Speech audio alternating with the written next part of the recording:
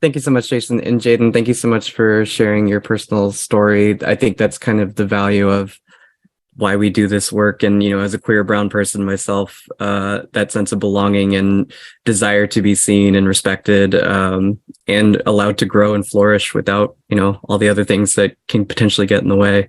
Being assuaged of that is really nice. And thank you to everybody else on the panel. My name is David Juarez. I'm the assistant production editor at the University of Notre Dame Press. And the title of my talk today is Step by Step, Diversity, Equity, and Inclusion Initiatives in EDP and Beyond. And no, Step by Step is not just a reference to a New Kids on the Block song I really love, but it really is expressing one of the key points I want to explore in my talk. So as a lot of my panelists have already discussed, a lot of the work when required for DEI is a lot of small steps. It's a recognition and a reality that as much as we would like to see our impact take on a much more quick turnover and a much more engaged impact early on, it really is in the small initiatives that we take that we start to see and enact change. And it's often better to reflect on the realities of just starting to implement that at every stage of what's already at place in our press and in our foundations. So it's a major step of moving beyond awareness, simply addressing and acknowledging there is a problem, and moving toward proactive steps. So being proactive as opposed to reactive. So recognizing that we can't always just constantly be responding to things as they happen, but really planning and taking initiative and taking drive to establish things now so that they can further flourish moving forward. With a full recognition in that reality of, as Jaden mentioned, there's a lot of allocation of resources that go into these initiatives. It does take a lot of time. It can affect your budget, and it requires a lot of energy from the press in the midst of all of our current projects day to day. So it's a full acknowledgement of the amount of effort that does go into trying, especially in the early stages of implementing these initiatives. It does require a lot of buy-in and a lot of team effort. But ultimately, under the important guise of fostering new voices and future leaders in our industry, and as Jaden mentioned, the retention is crucial there. So planning for the future as much as we can now in the smallest ways is important.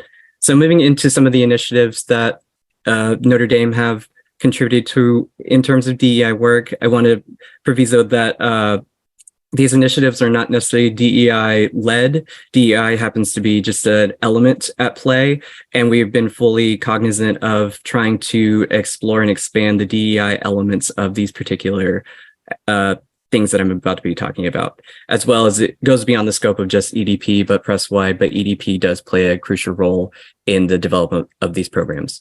So first off is our 5+1 postdoctoral fellowship program. This is run through the College of Arts and Letters, partially funded by the press, and it is a one-year postdoc. So PhD candidates who wrap up in 5 years have an opportunity to work on campus full-time, paid in an area that they choose. And the ones who choose to work at the press, we have decided to structure it based on a 2-semester timeframe. So in the first semester, our fellow will have a dedicated training in each of our departments. So about 3 to 4 weeks, they will be introduced into acquisitions, marketing and sales, EDP. And when it comes to EDP, we predominantly focus on things like copy editing, typesetting, proofreading, file management. We recently moved all of our files and materials to Google Drive. So really understanding that system and how we manage our folders and materials is a crucial step in keeping things on schedule and on time, as well as InDesign and cover and template outlets. In the second semester, once they've had a chance to explore all elements of the press, they then get an opportunity to focus on one area. Again, it's a full-time and 40-hour work week. So they're with us in meetings and they are fully engaged like they're a natural member of the press. The ultimate goal is to help them get successfully placed at fellow presses, and thus far we've been able to get people in place at Ohio State, at Rutgers, and the University Press of Florida. It really is a fantastic program and a great opportunity to invite people who just are dipping their toes in publishing or have always wanted to work in publishing, and they get their first real foot in the door and have an opportunity to grow and demonstrate their skills over time. And I've been really impressed by the work ethic and the amount of effort that goes into each of our fellows who come on board. Second is our publishing boot camp. This is a multi-day, a multi-departmental crash course in academic publishing for graduate students. We've been able to do this successfully once, and we are aiming to improve and grow it within the next year. So basically, in our first go around, we had about 11 graduate students from varying departments. We kind of just blanket put it out there to the graduate student departments and saw who we could get just to gauge interest and see if this would be a successful thing moving forward. And thus far, it was fantastic. And the diversity was kind of baked into who decided to sign up. So essentially, we had the students break into small groups where they each followed a particular book through its entire life cycle, from acquisitions all the way to final publication. We didn't tell them anything about when these books were published, what the final cover or title or anything was. So they really learned about the process of making a book from the get-go and were able to then understand what it's like at the end of it. We decided to really challenge each of the groups with different kinds of projects. One was a art heavy book, one was a standard monograph. So you could really see the range and dynamic of what a publisher can put out time and time again. We had dedicated learning sessions and lectures, as well as hands-on work. They learned about permissions, copy editing, typesetting, indexing, promotion, sales, etc. So we really did it was, I believe, 3 days of just deep dive into what it takes to make a book. And we kind of had a split in responses of a lot of people who predominantly just wanted to know what it took to publish their own work. But then we also had a really decent batch that were really fascinated by the work that publishers do and what we do at the press. So ultimately, I felt like it came out effective in that we are preparing future authors for the success of their own work, as well as future publishers, hopefully entering into our industry. Next, I wanted to expand into what's an important facet at working at Notre Dame is our campus and local outreach.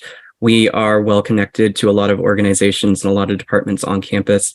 So I wanted to highlight those elements. So of course, at the forefront are undergraduate and graduate student internships and workers. At this time, we are trying to expand our pool to more diverse departments like our business school, so that we have an opportunity to go beyond the traditional scope of English, creative writing, etc., and really have an opportunity to dip into other areas and areas of study that might just not quite know what we do or see this as an opportunity. So we made it an intentional and purposeful promotion of the press. Second is our annual book festival. Every year we host a festival at our Hesburgh Library, where it's predominantly press promotion and book sales, but it's also great direct campus engagement with students and Notre Dame family and friends. And we also host a lot of author and press events. So we have an opportunity to hear from our authors, as well as hear directly from press members about what we do and who we are and what it takes to make books. And we get a lot of great engagement from undergraduates, from graduate students, as well as just passersby. So it's really engaging and really exciting to promote that level of energy for the press. Third is our classroom visits and discussions. Our director, Steve Rinn, is really passionate about making as many direct connections as possible by going to schools, going to classrooms, and directly engaging with students and telling them about his acquisitions history, as well as the history of the press and academic publishing in general. And I really feel like it gives a face and identity to who we are, which I think can be a huge boon to what people know or don't know about publishing. I think it's a value to put a face to a press so that it goes beyond, oh, I recognize that spine, or I recognize your logo on a couple of my books, but really being able to say, I met somebody who worked there. I know what it takes to make books happen. So I also see it as a great opportunity to explore alternative career paths to tenure and elucidate that opportunity for people who might not even consider it. And lastly, I wanted to highlight our employee resource groups on campus, our ERGs and campus organizations. We have one for Latino studies, Black studies, LGBTQ students. And I see this as a chance for us to expand our networking opportunities to more directly engage with these groups in particular, as well as allow for more diverse and engaging conversations. We recently had an allyship training after a really bad incident I had on campus, and I was able to explain how it affected me and how it should and matter to the rest of my press at the time. And it felt great to be able to share that experience and really expand on the conversation why our initiatives matter. As Jaden expressed, that sense of belonging and sense of support is very vital and very necessary, especially for our colleagues of color and other groups. So it was great, and I'm hopeful that we can have further discussions like that in the future. Which brings me to my last point on strategic planning for the future. So recently we had a collection of meetings to develop a 5-year strategic plan for the future for the press, to consider who we are, what we want our press to be, and how do we grow effectively. And one of the major talking points that we highlighted in our strategic plan from the get-go was increasing our DEI initiatives directly. So really making a point of both press-wide and departmentally exploring the idea of diversity and inclusion across our press and our industry. So one of the major takeaways we developed from that was devising a diversity task force. So we have not yet met. This is really just recent that we did our strategic plan, but I'm excited because it's going to be a multi-departmental subcommittee where multiple hands will come on board and explore the very root of what we mean by diversity, what we mean by equity, and what we mean by inclusion for our press. So I really want to highlight and address the question of what diversity means for us as a press. As we should know, diversity is a very diverse term in and of itself. It's very varied. So it's good to lay a foundation and understanding of what diversity means to us and what we want that to look like moving forward at our press. In the midst of that as well, we are planning to collect data on our authors, editors, readers, etc., as other panelists have mentioned, of getting a holistic view of where we are in terms of representation of our titles, of our freelancers, etc. So we see that as an important and vital step into the future. And even if it, as Jaden mentioned, gives us a clear picture of where things are at in the industry as they stand and where we could stand to grow, I think it's going to be crucial in developing those conversations and strengthening our resolve and understanding of why we need to be doing this. So lastly, I think with the Diversity Task Force, really just emphasizing ways of increasing and demonstrating our commitments to DEI initiatives, not only for our press, but potentially on campus, potentially in our industry as a whole. So I'm really excited and really looking forward to what we have coming up. And thank you so much to the rest of my panelists for able to speak on this matter. And I'm excited for questions.